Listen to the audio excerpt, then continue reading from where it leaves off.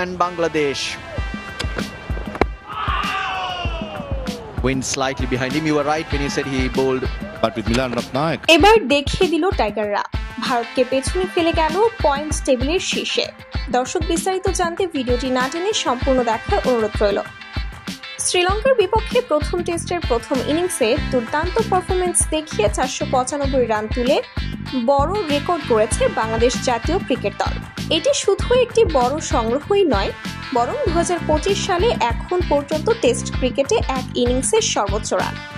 এমন কৃতিত্ব আর কোনো দল অর্জন করতে পারেনি। এই অর্জনে টাইগাররা প্রমাণ করেছে তারা ঘরের মাঠে কতটা শক্তিশালী ও সংগঠিত। ইনিংসের শুরু থেকেই বাংলাদেশের ব্যাটসম্যানেরা দেখে শুনে খেলেছেন। উদ্বোধনী জুটিতে আসে ভালো সূচনা। এরপর মিডল অর্ডার ব্যাটসম্যানরাও দুর্দান্ত ফর্মে ছিলেন। বিশেষ করে মুমিনুল হক ও লিটন দাস দারুণ ব্যাটিং করেন। মুশফিকুর রহিমও তার অভিজ্ঞতার ছাপ রেখেছেন। পুরো ইনিংসে এক ধরনের নিয়ন্ত্রিত আগ্রাসন দেখা গেছে, যা শ্রীলঙ্কার বোলারদের ধসিয়ে দিয়েছে। এই ইনিংস শুধু স্কোরবোর্ডে বড় সংখ্যাই যোগ করেনি, বরং গোটা বিশ্বকে জানিয়ে দিয়েছে বাংলাদেশ এখন আর ছোট দল নয়।